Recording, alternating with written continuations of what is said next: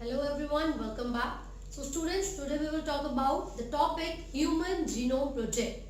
So basically chapter number 6 का जो topic है Human Genome Project, जैसे कि नाम से पता चल रहा है इसमें हम बात करेंगे ह्यूमन बींग्स के जो टोटल जेनेटिक मटेरियल है, पर सेल में जो टोटल जेनेटिक मटेरियल प्रेजेंट होगा जिसको हम जीनोम कहते हैं, ठीक है, उसके सीक्वेंसिंग के बारे में इस टॉपिक में हम डिस्कस करेंगे।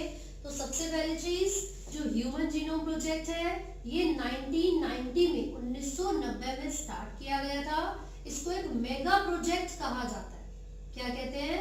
Mega project. और इस प्रोजेक्ट को खत्म होने में 13 इयर्स का समय लगा था, यानी कि 2003 में जाकर ये जो ह्यूमन जीनोम प्रोजेक्ट है वो कंप्लीट हो पाया था, ठीक है। अब क्वेश्चन ये है कि चलो हमें बेसिक तो पता चल गया कि human genome project was a mega project because it took 13 years. कितना समय लिया था उसने? 13 इयर्स का समय लिया था। और ये शुरू हुआ था 1990 में और खत्म हुआ था यानी कि कंप्लीट हुआ था 2003 में, ठीक है। लेकिन what is this project about? So नाम से जैसे कि मैंने बोला कि जीनोम के बारे में मैं यहाँ पर बात कर रही हूँ, तो आप देखोगे पर सेल जो भी जेनेटिक मटेरियल प्रेजेंट होता है, पर सेल जो भी जेनेटिक मटेरियल किसी भी इंडिविजुअल के अंदर प्रेजेंट है, कलेक्टिवली उस जेनेटिक मटेरियल को हम जीनोम कहते हैं। और क्योंकि यहाँ पर हम ह्यूमन बींग्स के बारे में बात कर रहे हैं तो हम जानते हैं कि एक इंडिविजुअल दूसरे इंडिविजुअल से वेरी करता है, दोनों दिखने में भी अलग अलग होते हैं। तो ऐसा क्यों हुआ होगा? बिकॉज उनका जो सीक्वेंस होगा डीएनए का, यानी कि जो जेनेटिक मेकअप होगा इन इंडिविजुअल्स का, वो एक दूसरे से डिफरेंट होगा, राइट। तो यही देखने के लिए कि क्या सभी ऑर्गेनिजम्स का जो जेनेटिक कंपोजिशन है वो वेरी करता है, और अगर वेरी करता है तो किस हद तक, यानी कि जो सीक्वेंसेस में डिफरेंस होते हैं वो किस किस तरीके के हो सकते हैं, उसी को स्टडी करने के लिए हमने ह्यूमन जीनोम प्रोजेक्ट को स्टार्ट किया था, ठीक है। अब ये जो ह्यूमन जीनोम प्रोजेक्ट है इसके लिए हुआ क्या था, bio informatics which is one of the branches of biology और साइंस। बायो इन्फॉर्मेटिक्स, क्योंकि देखिए जो जेनेटिक इंजीनियरिंग है वो इतनी ज्यादा डेवलप कर चुकी है कि बहुत आसान हो गया है हमारे लिए किसी भी सेल में से डीएनए को आइसोलेट करना या किसी भी डीएनए की मल्टीपल कॉपीज बनाना, जिसको हम कहते हैं क्लोनिंग करना, ठीक है। तो इन जेनेटिक इंजीनियरिंग का यूज करके या जो डेवलपिंग टेक्निक्स है, टेक्नोलॉजीज है, उनका यूज करके हम ह्यूमन बींग्स के डीएनए का सीक्वेंसेस आसानी से पता लगा सकते हैं। लेकिन ये ऑब्जर्व किया गया कि अगर हम ह्यूमन के जो डीएनए के सीक्वेंसेस है उनको रिट्रीव करते हैं, यानी कि सीक्वेंसेस को पता लगाते हैं, और अगर उन सीक्वेंसेस के डाटा को हम स्टोर करते किन्हीं बुक्स में, अगर प्रिंटेड बुक्स में इस पूरे डाटा को स्टोर किया जाता तो एक बुक में 1000 पेजेस होते, एक बुक में अगर 1000 पेजेस होते और हर एक पेज में 1000 लेटर्स होते, तब भी टोटल 3300 बुक्स की जरूरत हमें पड़ती to store the complete data of the sequence of human genome. इसका मतलब ये हुआ टोटल 3300 बुक्स की जरूरत हमें पड़ती अगर हम प्रिंटेड बुक्स में ह्यूमन के जेनेटिक मटेरियल के सीक्वेंसेस का पूरा डाटा स्टोर करके रखते। क्लियर है?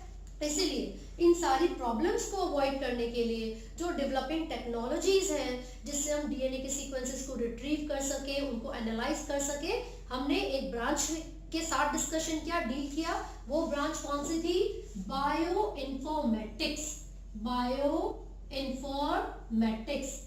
So basically this is a branch of science that deals with the storage of information of the living beings, यानी कि लिविंग ऑर्गेनिजम्स के जेनेटिक मटेरियल की या उनके पर सेल में मिलने वाले जेनेटिक कंपोजिशन की जो सारी डिटेल्स है उनको कंप्यूटर में स्टोर करने के लिए जो ब्रांच ऑफ साइंस होती है उसको हम क्या बोलते हैं? Bio informatics. क्लियर है? तो ये जो बायो इन्फॉर्मेटिक्स है इसकी मदद से हमें बहुत ज्यादा हेल्प मिली है, या एक तरीके से जो डेवलपमेंट हो सकी वो बहुत अच्छी तरीके से हुई। जो गोल्स है अब हम बात करेंगे ह्यूमन जीनोम प्रोजेक्ट के गोल्स के बारे में। बेसिकली ये जो प्रोसेस, ये जो पूरा प्रोजेक्ट हमने चलाया था, जो इनिशिएशन लिया गया, ऐसा क्यों किया गया? कोई ना कोई एम तो रहा होगा, कोई ना कोई गोल्स रहे होंगे ह्यूमन जीनोम प्रोजेक्ट के। तो क्योंकि एनसीईआरटी में ये सभी पॉइंट्स दिए हुए हैं और मैं आपको यही रिकमेंड करूंगी कि जितने भी पॉइंट्स एनसीईआरटी में गिवन है, किस चीज के लिए, about the goals of human genome project, वो सारे गोल्स आपको बहुत अच्छे से याद करने हैं, ठीक है। तो वो कौन कौन से गोल्स हैं जो कि ह्यूमन जीनोम प्रोजेक्ट में हम पढ़ेंगे। तो सबसे पहला पॉइंट, हम ये पता लगाना चाहते थे कि ह्यूमन के जीनोम में कितने बेस पेयर्स हैं, कितने न्यूक्लियोटाइड प्रेजेंट है, फिर उन सभी का सीक्वेंस आइडेंटिफाई करना, फिर जितनी भी इंफॉर्मेशन हमें यहाँ से मिली है ह्यूमन के जीनोम के बारे में, उन सभी को, डाटा को पूरे को स्टोर करके रखना। फिर उसके बाद जो टेक्निक्स है, जो टेक्नोलॉजीज है, उनको इम्प्रूव करना, टूल्स को इम्प्रूव करना। साथ ही साथ जब कभी भी हमें किसी भी एक इंडिविजुअल की सीक्वेंस के बारे में पता चलेगा तो वो हमारी हेल्प करेगा ये पता लगाने में कि कौन सा जीन या कौन सा सीक्वेंस ऑफ डीएनए किस प्रोटीन की सिंथेसिस के लिए या हमारी बॉडी में किस एक्टिविटी को कंट्रोल करने के लिए रिस्पॉन्सिबल है। उससे हमें क्या फायदा है, हम डिसऑर्डर्स को यानी कि डिजीज को करेक्ट कर सकते हैं, किसी भी एब्नॉर्मैलिटी को ठीक कर सकते हैं, राइट। तो चलिए फटाफट से देखते हैं कौन कौन से गोल्स है ह्यूमन जीनोम प्रोजेक्ट के। तो सबसे पहला पॉइंट जो एनसीईआरटी में गिवन है वो क्या है, सबसे पहले पढ़ते हैं हम, to identify all the approximately 20,000 to 25,000 genes in human DNA. यानी कि सबसे पहला पॉइंट है 20,000 से 25,000 जीन्स को आइडेंटिफाई करना। क्लियर है, सबसे पहला पॉइंट ये हो गया। सेकेंड पॉइंट, जो बेस पेयर्स है, जो न्यूक्लियोटाइड्स है, हमें उनकी सीक्वेंसिंग को पता लगाना था। तो सेकेंड पॉइंट पढ़ते हैं, determine the sequence of 3 billion chemical base pairs that make up the human DNA. तो डिटरमाइन करना है हमें सीक्वेंस को, determine the sequence of 3 billion base pairs यानी कि न्यूक्लियोटाइड्स। ये सेकंड पॉइंट हो गया। थर्ड पॉइंट क्या दिया हुआ है हमें ह्यूमन जीनोम प्रोजेक्ट के गोल में, लिखा है to store this information in data basis, सारी इंफॉर्मेशन को डाटा बेसिस में स्टोर करना। Then to improve the tools, जो टूल्स है डाटा एनालिसिस के उसको इम्प्रूव करना।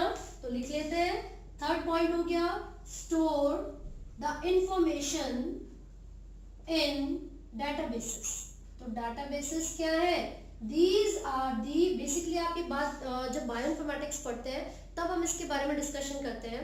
डाटाबेसेस क्या होता है, इस तरीके का एक डिवाइस आप समझ लीजिए, कंप्यूटर में जब ऑनलाइन हम इंफॉर्मेशन को स्टोर करते हैं, जब भी हम ऑनलाइन इंफॉर्मेशन को स्टोर करेंगे तो एक जैसे बैंक होता है, जीन बैंक हो गया, वैसे डाटाबेसेस होते हैं जहां पर सारी इंफॉर्मेशन को स्टोर किया जाता है, ठीक है। फोर्थ पॉइंट क्या था, to improve the tools for analysis, tools for analysis, ठीक है। नेक्स्ट पॉइंट क्या होगा, देखिए मैंने भी बताया कि अगर हमें ह्यूमन के जीन्स का सीक्वेंस पता चल जाता है तो हम उससे काफी तरीके से मदद ले सकते हैं। हम एक इंडस्ट्री को दूसरी इंडस्ट्री से लिंक कर सकते हैं। मान लीजिए हम मेडिसिन बनाना चाहते हैं, तो अगर जीन्स का सीक्वेंस हमें पता है तो हम उसको कनेक्ट कर सकते हैं मेडिसिनल या फार्मास्यूटिकल्स के साथ, ताकि उन जीन्स के इफेक्ट को स्टडी किया जा सके और अगर किसी भी तरीके के डिसऑर्डर को ठीक करने के लिए कोई मेडिसिन की जरूरत है वो प्रिपेयर की जा सके। तो नेक्स्ट पॉइंट हम पढ़ रहे हैं, ट्रांसफर रिलेटेड टेक्नोलॉजिकल्स या technologies to other sectors such as industries, transfer related technologies to other sectors such as industries। तो ये हमने यहाँ पर मेंशन कर लिया है। साथ ही साथ एक लास्ट पॉइंट जो आपके गोल्स में गिवन है वो क्या है, लिखा हुआ है, address the ethical, legal and social issues, ethical, legal and social issues यानी कि ELSI that may arise from the project। तो कई बार ऐसा होता है कि ह्यूमन बीइंग्स दूसरे ह्यूमन बीइंग के ऊपर एक्सपेरिमेंट करने से मना करते हैं। हालांकि हम लोग एनिमल्स के ऊपर एक्सपेरिमेंट परफॉर्म करने से भी मना करते हैं। तो ये जो हमने पढ़ा है इसमें ethical, legal and social issues को ध्यान में रखना होता है, ठीक है। Ethical, legal and social issues को ध्यान में रखना है जो कि इस प्रोजेक्ट के दौरान अराइज कर सकते हैं। क्लियर हो गया? ये तो गोल्स हमने पढ़ लिए हैं। Now we will talk about the importance. तो मैंने आपको बताया था कि ह्यूमन जीनोम प्रोजेक्ट को किसी भी जीन के एक्टिविटी या फंक्शन को स्टडी करने के लिए, किसी भी तरीके के डिसऑर्डर को करेक्ट करने के लिए, या फिर किसी भी प्लांट, एनिमल या ह्यूमन के जीन्स की सिग्निफिकेंस को पता लगाने के लिए, या मतलब इवोल्यूशन में किस तरीके से वो रिस्पॉन्सिबल है, ये डिटरमाइन करने के लिए यूज किया जा सकता है, ठीक है। तो यहाँ पर खाली ह्यूमन ही नहीं, उसके अलावा भी बहुत सारे प्लांट्स हो गए या अलग अलग एनिमल्स हो गए, उन सब का भी यूज किया जा सकता है। जैसे कि आपने पढ़ा होगा ड्रोसोफिला यानी कि फ्रूट फ्लाई के बारे में, वो एक मॉडल ऑर्गेनिज्म है। बिल्कुल वैसे ही एक नॉन पैथोजेनिक नेमेटोड होता है जिसको सी एलिगेंस कहा जाता है। सी एलिगेंस, सी कैपिटल है, ठीक है, तो सी एलिगेंस कहते हैं। एंड थर्ड वन इज आपको जो प्लांट का नाम दिया हुआ है ना, अरबिडोप्सिस। ये एक प्लांट है जो कि ब्रासिकेसी जीनस से बिलोंग करेगा and this plant is related to the mustard family, ठीक है। तो क्योंकि इसके अंदर जो सीड की फॉर्मेशन का प्रोसेस है वो सेल्फ पॉलिनेशन से होता है, काफी जल्दी सीड प्रोलिफरेट भी कर जाते हैं और काफी कम समय के अंदर इसकी जो लाइफ है वो कंप्लीट हो जाती है। ऐसे बहुत सारे रीजंस हैं जिस वजह से हम इन ऑर्गेनिजम्स के अंदर भी जो जीन है, जो जीनोम है, उनको सीक्वेंस कर सकते हैं, ठीक है। And Arabidopsis was one of the first, सबसे पहला एक ऐसा प्लांट आप कंसीडर कर सकते हो जिसके अंदर जो जीनोम है यानी कि जो जेनेटिक मटेरियल है उसके सीक्वेंसेस को पता लगाया गया था। क्लियर है? अब यहाँ पर आपको दो मेथडोलॉजीज पढ़नी है, यानी कि वो कौन सी अप्रोच है जिनका इस्तेमाल करके ह्यूमन जीनोम प्रोजेक्ट को एक फाइनल कंक्लूजन दिया गया था। तो दो अप्रोचेस आप यहाँ पर पढ़ोगे, दो अप्रोचेस हम यहाँ पर पढ़ेंगे। Let me remove it first. तो वो कौन कौन सी अप्रोचेस होती है ह्यूमन जीनोम प्रोजेक्ट की? सबसे पहला होता है expressed sequence tags. Expressed sequence tags, तो फर्स्ट अप्रोच, हाँ जी, तो सबसे पहला हमने लिख लिया एक्सप्रेस्ड सीक्वेंस टैग्स। अब ये है क्या, इसको हम डिस्कस करेंगे फटाफट से। और सेकंड वाली जो अप्रोच है वो क्या है, उसको कहते हैं sequence annotation. The second approach is sequence annotation. Sequence annotation, right. तो ये जो सीक्वेंस अनोटेशन है, अनोटेशन, अब ये किस तरीके से दोनों डिफर करते हैं? आपके एनसीईआरटी के हिसाब से देखा जाए तो दो पॉइंट्स आपको बहुत अच्छे से याद कर लें। वो कौन से दो पॉइंट्स हैं? जो सीक्वेंस अनोटेशन है और जो EST यानी कि एक्सप्रेस सीक्वेंस टैग है, कैसे ये दोनों डिफर करते हैं। तो ध्यान से सुनिए, लिखा हुआ है the methods involve two approaches. One approach focus on identifying all the genes that are expressed as RNA। All the genes that are expressed as RNA। तो यानी कि जितने भी जीन्स RNA की फॉर्म में एक्सप्रेस किए जा सकते हैं, यानी कि जीन्स क्या है, you can not differentiate between the DNA and the genes. हम बोलते हैं क्रोमोसोम्स के सरफेस पर कुछ स्पेशलाइज्ड स्ट्रक्चर्स है जिनको जीन्स कहा जाता है ना। और वही जीन्स है जो कि रिस्पॉन्सिबल है ट्रांसक्रिप्शन और ट्रांसलेशन करने के लिए, यानी कि जेनेटिक इंफॉर्मेशन को कैरी करने के लिए, ठीक है। तो ऐसे जीन्स, मतलब ऐसे जीन्स को आइडेंटिफाई करना जो कि एक्सप्रेस किए जा सकते हैं RNA की तरीके या फिर RNA के फॉर्म में, उनको कहा जाता है एक्सप्रेस सीक्वेंस टैग, ठीक है। आगे देखते हैं। The other took the blind approach of simply sequencing the whole set of genome that contained all the coding and non-coding sequence। मतलब एक तो ये अप्रोच हो गई, दूसरा हम क्या करते हैं, चाहे कोडिंग सीक्वेंसेस हो या फिर नॉन कोडिंग, दोनों ही तरीके के सीक्वेंसेस को आइडेंटिफाई करना, ठीक है। सो द सीक्वेंस अनोटेशन ये क्या रिप्रेजेंट करता है, इसमें जो टोटल डीएनए होता है सेल से उसको क्या किया जाएगा, आइसोलेट किया जाएगा, फ्रेगमेंट्स में बांटा जाएगा और उसमें चाहे कोडिंग सीक्वेंस हो या फिर नॉन कोडिंग सीक्वेंस हो उनको आइडेंटिफाई किया जाएगा। तो इसका मतलब है to identify both the coding and non-coding sequences।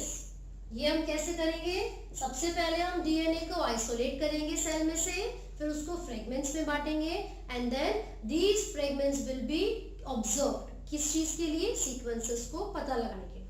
ठीक है। अब यहाँ पर आप देखोगे कि कुछ वेक्टर्स की जरूरत होती है अपने डिजायरेबल जीन या डीएनए की क्लोनिंग करने के लिए, मतलब मल्टीपल कॉपीज बनाने के लिए। वो क्या हो सकते हैं, याक एंड बैक, यानी कि yeast artificial chromosome, yeast artificial chromosomes and bacterial artificial chromosomes. ठीक है भाई। तो इसका मतलब ये हुआ कि हम यीस्ट मतलब फंगस और बैक्टीरिया के क्रोमोसोम्स को यूज कर सकते हैं अपने डिजायरेबल जीन को क्लोन करवाने के लिए या फिर किसी होस्ट ऑर्गेनिज्म में अपने डिजायरेबल जीन को ट्रांसफर करने के लिए। And this process is called transformation, जिसमें हम क्या करेंगे, हमने अपने डिजायरेबल जीन या डीएनए को बैक्टीरिया के प्लाज्मिड के अंदर डाला। प्लाज्मिड एक डबल स्ट्रैंडेड डीएनए होता है बैक्टीरिया के अंदर, एक्स्ट्रा क्रोमोसोमल सर्कुलर डीएनए। ठीक है। हमने अपना डिजायरेबल जीन प्लाज्मिड में डाला एंड देन उस प्लाज्मिड को होस्ट ऑर्गेनिज्म के अंदर पहुंचाना। इस प्रोसेस को हम क्या कहते हैं, ट्रांसफॉर्मेशन। ठीक है। तो इन्हीं टेक्निक्स का, इन्हीं अप्रोचेस का यूज करके हमने ह्यूमन के जीनोम को सीक्वेंस किया है, राइट। एक और साइंटिस्ट का नाम आपकी एनसीईआरटी में गिवन है, who is the Frederick Sengar.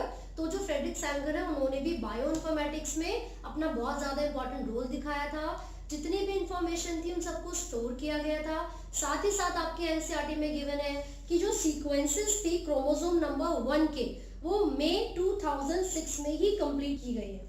मई 2006 में ही क्रोमोसोम नंबर 1 के जो सीक्वेंसेस थे वो कंप्लीटली आइडेंटिफाई किए जा चुके हैं। एंड लिखा हुआ है the sequence of chromosome 1 was completed only in May 2006 and this was the last of all the 24 chromosomes। अब 24 कैसे, 22 ऑटोसोम्स हो गए और 2 sex chromosomes X and Y। Clear है। तो यहाँ तक हमने बात की है अप्रोचेस की अबाउट ह्यूमन जीनोम प्रोजेक्ट। और अब जो हमारे पास लास्ट टॉपिक है डिस्कशन करने के लिए वो क्या है, सेलिएंट फीचर्स ऑफ HGP। अब सेलिएंट फीचर्स क्या कहते हैं, तो देखिए हमने जो ह्यूमन जीनोम प्रोजेक्ट किया था ये क्यों किया, ताकि हम आइडेंटिफाई कर सके जीन्स को, न्यूक्लियोटाइड को, उनके फंक्शंस को पता लगा सके, क्या वो प्रोटीन के लिए कोड करते हैं या नहीं करते हैं ये पता लगा सके। ठीक है। तो what are the salient features, फटाफट से लिख लेते हैं हम। देखिए सबसे पहला पॉइंट क्या है, जब हमने आइडेंटिफाई किया था बेस पेयर्स को तो हमें ये पता चला there are total 3164.7 million base pair, 3164.7 million base pair BP. ठीक है। तो सबसे पहली चीज हमें ये पता चली कि ह्यूमन के जीनोम में 3164.7 मिलियन बेस पेयर होते हैं। दूसरी चीज पता है क्या, पहले हम लोगों ने सोचा था यार बहुत सारे लाखों में जीन्स होते होंगे हमारी बॉडी के अंदर, है ना, हमारे सेल्स के अंदर, लेकिन बाद में ये पता चला that there are approximately 3000 bases and genes are 30,000। कितने जीन्स आए, 30,000 और बेसिस कितने आए, 3000 बेसिस, जिसमें से बोला जा रहा है कि लार्जेस्ट जो भाई एवरेज जीन में कितने बेसिस होते हैं, 3000 बेसिस होते हैं। उसमें से भी जो लार्जेस्ट जीन था वो था ह्यूमन डिस्ट्रोफिन। कौन सा था, ह्यूमन डिस्ट्रोफिन, हम यहाँ पर लिख रहे हैं। ठीक है। अब नेक्स्ट पॉइंट आप पढ़ रहे हैं कि पहले अंदाजा लगाया गया था कि 80,000 के आसपास जीन्स होंगे, 1 लाख तक जीन्स होंगे, लेकिन जब बाद में ह्यूमन जीनोम प्रोजेक्ट चलाया गया तो उसके रिजल्ट में ये पता चला that there are approximately 30,000 genes. कितने जीन्स होते हैं, 30,000 जीन्स। क्लियर है। और इसमें से भी 50% ऐसे होंगे जिनका फंक्शन हमें पता ही नहीं है। 50% ऐसे होते हैं जिनका फंक्शन हमें पता ही नहीं है।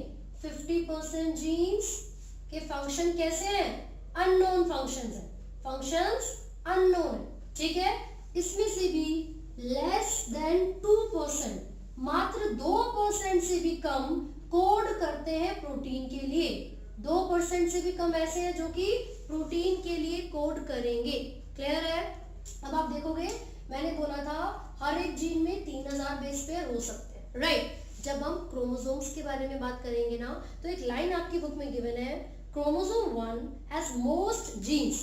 क्रोमोसोम 1 में मोस्ट जीन्स, सबसे ज्यादा जीन्स होते हैं, सबसे ज्यादा जीन्स होते हैं, एंड दीज आर अप्रोक्सीमेटली 2968, यानी कि 2968 जीन्स। लेकिन जब बात करते हैं क्रोमोसोम Y के बारे में, तो उसमें मिनिमम जीन्स होते हैं, minimum 231, 231 fewest genes it has.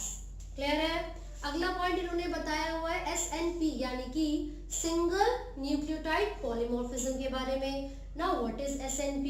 देखिए, कोई भी इंडिविजुअल किसी दूसरे इंडिविजुअल से 99.9% तो मिल सकता है, but there will still be 0.1% जो कि दोनों इंडिविजुअल को एक दूसरे से डिफर करता है, राइट।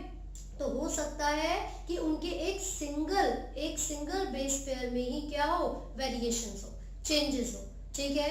तो यहाँ पर एक बहुत इंपॉर्टेंट पॉइंट लिखा हुआ है, अभी 2020 के जो बोर्ड का क्वेश्चन आया था बायोलॉजी का, उसमें एक क्वेश्चन पूछा गया था। तो लिखा हुआ है, scientists have identified about 1.4 million locations where single base pair differences occur, यानी कि SNP. This information promises to revolutionize the processes of finding chromosomal location for disease-associated sequences and tracing human history. दो फायदे यहाँ पर हमने देखे, human की history को ट्रेस किया जा सकता है SNP से, और दूसरा जो डिजीज रिलेटेड जो भी क्रोमोसोम्स है या जो क्रोमोसोम्स की लोकेशन है उसको भी आइडेंटिफाई कर सकते हैं। तो नेक्स्ट पॉइंट में हमने SNP के बारे में बात की है, single nucleotide polymorphism. Let me right it here, nucleotide polymorphism, ठीक है भाई। एक और पॉइंट है जो हमने यहाँ पर मिस कर दिया, वो ये है, repeated sequence make up very large portion of human genome, यानी कि हमारे जेनेटिक कंपोजिशन में, ह्यूमन के जीनोम में बहुत सारे सीक्वेंस ऐसे जो बार बार अपने आप को रिपीट करते रहते हैं, बार बार अपने आप को रिपीट कर रहे हैं, ठीक है। तो रिपीटेड सीक्वेंसेस बहुत ज्यादा है, रिपीटेड सीक्वेंसेस बहुत ज्यादा, लाइक जैसे कि A U U U A, मान लीजिए A 100 टाइम्स रिपीट हो गया, U 100 टाइम्स रिपीट हो गया, तो इस तरीके की सीक्वेंसेस बहुत ज्यादा आपको मिलेंगे। And the point is, repetitive sequences are stretches of DNA sequence that are repeated many times. Simple सी बात है। पर repeated sequences क्या है? DNA की ऐसी सीक्वेंस जो बार बार अपने आप को रिपीट करती है। आगे देखिए, कई बार 100 से 1000 टाइम्स भी रिपीट कर सकती हैं। And they do not have direct coding functions, but they shed light on chromosome structure, dynamics and evolution. हालांकि इन रिपीटिंग सीक्वेंसेस का कोई डायरेक्ट फंक्शन नहीं है, लेकिन ये क्रोमोसोम के स्ट्रक्चर के बारे में, डायनेमिक्स के बारे में काफी ज्यादा इंफॉर्मेशन देती हैं। They provide information about chromosome structures and their dynamic structures and their dynamics, ठीक है। ये किसकी बात कर रहे हैं हम? रिपीटेड सीक्वेंसेस की। सो ह्यूमन जीनोम प्रोजेक्ट में यही सब चीजें हैं जो कि हमने डिस्कस की हैं। अगर आपको किसी भी टॉपिक में कोई डाउट है आप कमेंट कर सकते हैं, right. And do not forget to like, share and subscribe. Thank you.